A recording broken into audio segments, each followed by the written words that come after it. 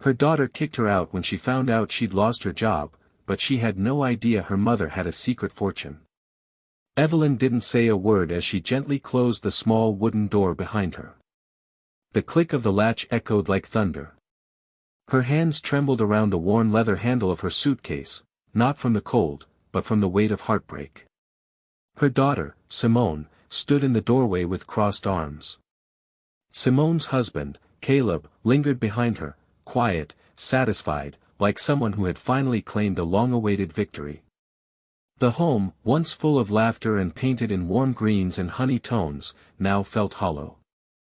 The curtains were drawn even though the sunlight still poured in outside.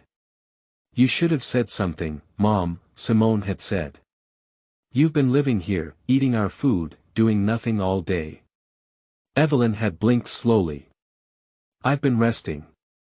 I'm not well. I didn't want to worry you." "Resting or just not working?" Caleb added sharply. "We're barely getting by, Simone. We can't carry your mother too." Simone didn't argue. She didn't defend the woman who had raised her alone after her father's death, who scrubbed toilets and skipped meals just to buy her ballet shoes and school uniforms. She simply said, "It's time you figured things out on your own. We've got our own lives to manage." That was all. No embrace. No thank you. Just the dragging sound of suitcase wheels scraping along cracked pavement as Evelyn walked away. She didn't cry. Not then. Not even when she reached the old bench outside the corner pharmacy and sat down, the burden of 74 years pressing into her back. What Simone didn't know was that Evelyn hadn't been fired. She had stepped down. Her back had given out, her doctor warned her to stop lifting crates at the church pantry. Even though they begged her to stay, she quietly let go. She knew how to stretch pennies. She had lived that way forever. But she never thought that giving up a small part-time job would cost her family too. As she sat on the bench, watching strangers pass by, she thought about the house she once owned, the one Simone now called home. Evelyn had bought it with decades of hard work. She'd signed it over when Simone promised to care for her always. Always had come to a bitter end. And yet, she held no anger. Because Evelyn had a truth no one knew. 36 years ago, when her husband was killed in a warehouse collapse, the compensation was small. But tucked within the legal mess was a deed to an old parcel of farmland, left to them by a distant cousin. They never visited. It had no road, no plumbing, no real use. People told her to get rid of it. She didn't. Every year, she scraped up just enough to pay the taxes. Even when she had to choose between that and dinner, she kept it. Just in case. Last autumn, a man in a tailored blazer came looking for her. He represented a company building a wind farm. He offered her a number that made her breath catch. She asked him to keep it quiet. The funds were wired to a trust in her late husband's name, managed through a church organization. Only Evelyn had access. To the world, including Simone, she was still just Grandma Evelyn with her quiet eyes and frayed slippers. But tucked inside her purse that morning, as she walked away from Simone's house, was a checkbook and a bank card linked to $1.6 million. That night, Evelyn stayed at a women's shelter, not because she had to, but because she wanted to sit among those who knew what it felt like to be forgotten.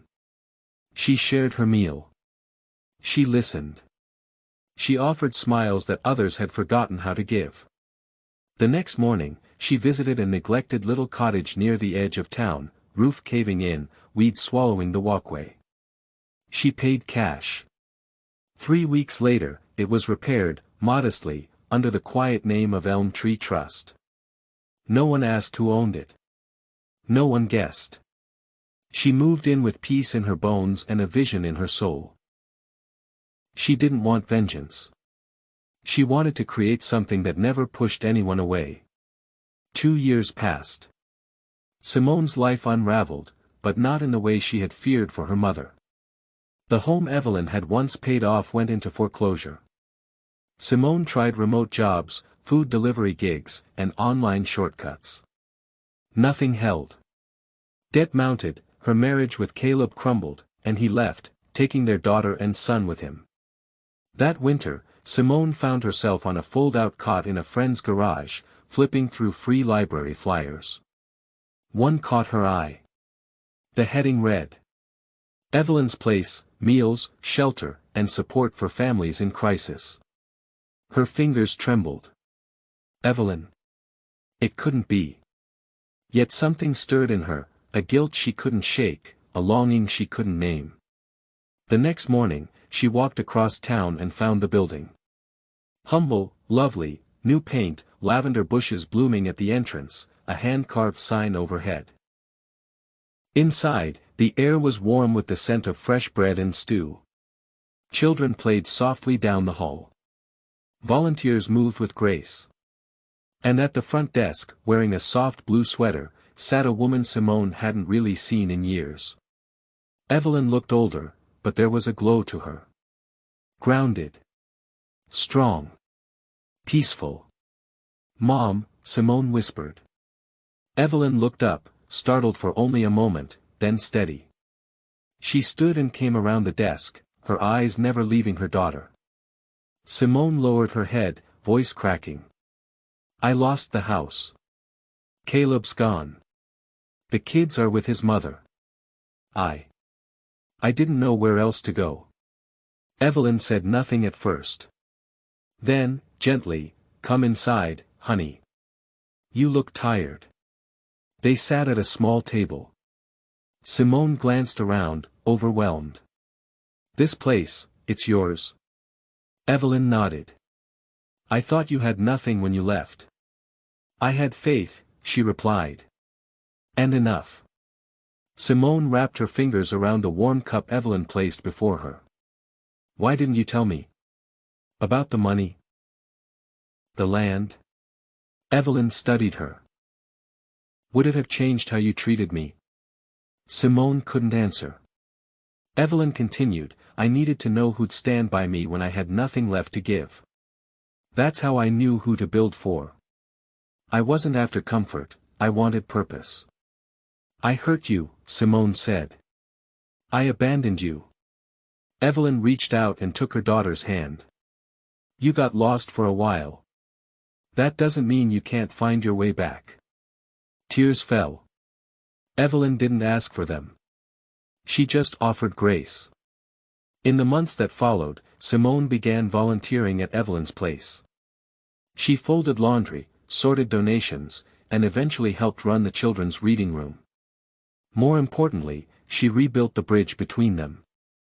Every Sunday, they sat together on the back porch, sipping tea and watching the sun dip behind the trees.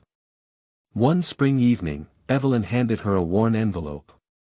Inside was the original land deed, and a copy of the $1 million check, framed and voided. "You owe me nothing," Evelyn said. "But remember, what we do with love lasts longer than anything pride builds." Simone looked at her mother, really looked. And saw not just a woman who had survived, but one who had planted hope where others left ruin. Years later, when Evelyn passed in her sleep, her funeral was standing room only. People came from shelters, schools, churches, and city programs, all sharing stories of a quiet woman who gave everything when she had every reason not to. No headlines. No lavish show. Just legacy. Simone stood before the crowd, holding Evelyn's well-worn shawl, and said softly, "My mother left with nothing but a suitcase and grace in her heart.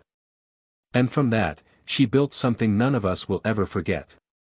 She didn't just feed people, she forgave them." Behind her, etched into the wooden beam above the entrance to Evelyn's place, were the words her mother had written the day it opened. "Some doors must close, so others can be opened for those still searching." And Simone, once blinded by pride, had finally become the daughter Evelyn had always believed in. All because the woman she cast aside chose love over resentment. Evelyn's place had grown, not in grandeur, but in reach. The modest cottage had become the heart of a network of compassion. With quiet donations, strategic partnerships, and the wisdom Evelyn left behind, Simone had helped expand the mission. There was now a second location in a neighboring town, and a mobile unit that delivered food and basic supplies to elderly residents who couldn't leave their homes. Simone oversaw it all, not from behind a desk, but beside volunteers, sleeves rolled up, boots dusty, heart full. She still kept her mother's shawl on a hook in the office, never worn, never washed. Just there, like Evelyn herself, quietly watching over it all. Some evenings, Simone would walk the same route her mother had taken that day she was cast out. Past the bus bench. Past the pharmacy. She sometimes sat in the very spot Evelyn once sat, alone and unloved. Not to mourn, but to remember. To root herself in humility. To keep her heart soft. One chilly November morning, Simone received a letter in the mail, handwritten and sealed with a wax stamp she didn't recognize. Inside was a note from a woman named Liana, a retired social worker from a small rural town. Dear Ms. Simone. You don't know me, but your mother changed my life more than 30 years ago. I was working in a shelter in Mason County when a quiet woman named Evelyn dropped off a donation, cash in an envelope with no return address. She did it every winter for 7 years. After she stopped coming, I never stopped wondering who she was. When I saw her name in a local article about Evelyn's place, I cried. I just wanted you to know, your mother's kindness wasn't new. She's been building this long before we saw it. Simone sat quietly with the letter for hours. Her mother had always carried more than anyone knew. Later that year, Simone launched a new initiative called the Shawl Project, in honor of Evelyn. It provided transitional housing and mentorship for single mothers re-entering the workforce. Each new resident received a care package with warm clothes, a handwritten welcome, and a soft shawl. Each tag read, "You are not forgotten. You are not a burden. You are a beginning." And though Evelyn's physical presence was gone, her spirit remained etched into every brick, every warm bowl of stew, every story shared around the table. 10 years later, a little girl named Hope ran through the garden behind Evelyn's place, chasing butterflies. She was 7, bright-eyed, with a laugh that made people pause in mid-sentence. Her mother, Lena, had come to Evelyn's place after fleeing an abusive relationship. She'd been scared, broke, and pregnant. Simone had welcomed her with no questions. Now Lena worked part-time managing the food pantry. Her daughter was thriving. One evening, Hope tugged on Simone's sweater and asked, "Miss Simone, who's Evelyn?" Simone knelt down. "She was my mother." "Was she nice?" "She was love," Simone whispered, with hands that gave and a heart that forgave. Hope thought for a moment. "Did she ever meet me?" "No," Simone said with a gentle smile. "But she dreamed of you. Of all of you." Hope beamed and ran off again, her laughter echoing down the rows of sunflowers Evelyn once planted herself. That night, Simone stood alone in the garden and looked up at the stars. The weight of the years, both loss and renewal, settled in her chest. Evelyn had built more than a shelter. She had built a way back for the broken, a soft landing for the weary, and a future for those the world overlooked. And through Simone, and the hundreds touched by her legacy, Evelyn still whispered a message the world needed to hear. Your worth was never tied to what you could give. It was always in who you are. When I was 13, I spent most of my afternoons hiding in the library or riding the bus with no destination. My mother worked double shifts, and my father, well, he hadn't been around since I was 8. We lived in a one-room apartment that smelled like mildew and old pipe smoke, and dinner was often whatever was left at the gas station at the corner of Grand and Elmont. The first time I wandered into Evelyn's place, I wasn't looking for help. I was looking for warmth. It was winter, and I'd waited too long at the bus stop. My toes were stiff, and my fingers had stopped tingling. A kind woman named Carla opened the door, looked me up and down, and said nothing about my ragged coat. She simply pointed toward a round table where a bowl of soup was waiting. No judgment. No forms. Just soup. That's how they got you, kindness first. I kept coming back. Sometimes to eat. Sometimes to read in the corner. Sometimes just to sit and pretend someone was waiting for me. Eventually, Simone noticed. She asked my name. Asked about school. Asked if I wanted to help stack cans in the pantry. I did. By 16, I was volunteering regularly. I learned to make lists, file reports, even prep vegetables for the Friday community meals. I had never felt useful before. Not really. But Evelyn's place didn't make you prove you were worthy. It showed you that you already were. One night, after a long shift, Simone handed me a wrapped box. "What's this?" I asked. "Open it," she said. Inside was a worn hardcover journal. The first page had a short note in delicate handwriting. "To those who come with nothing but leave with purpose, write your story, then help someone else write theirs. Evelyn." That was the first night I cried in a long time. 20 years later. Now I'm Dr. Elijah Moore. I teach community psychology at the local university. I run workshops on trauma-informed care. I consult with nonprofits across the state. But every Friday night, you'll still find me at Evelyn's place, chopping carrots with the new volunteers, just like Simone taught me. Simone's hair is silver now. Her steps are slower. But her presence is steady, grounding. Evelyn's shawl still hangs on the office hook. No one dares move it. We added another plaque to the entrance last year. Below the original quote Evelyn wrote, "The doors that close behind you can't match the ones you open for others," we added a new one. "Legacy is not what you leave behind. It's what you set in motion." That spring, Simone passed the leadership torch to me. She said she wanted to spend her final years walking the gardens and writing Evelyn's story in full.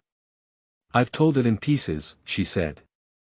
"But it's time the world hears the whole truth, about how love, even when wounded, can heal a city." She moved into a small cottage nearby, overlooking the river. We still have tea every other Sunday. She brings photo albums. I bring fresh-baked bread. Years into the future. People still come to Evelyn's place for a warm meal, but they stay because someone remembers their name. A job training center was added. A free clinic too. And a storytelling room, where people write their journeys, just like I once did. No one is turned away. No one is forgotten. All of it, because a quiet woman walked away from a house that no longer saw her worth, carrying nothing but a suitcase and a quiet kind of peace. Evelyn Harper didn't build an empire of steel or glass. She built a kingdom of kindness. And that kingdom grows still, through every hand held, every meal served, and every lost soul who finds home under the carved wooden sign that simply says, "Evelyn's Place, come as you are."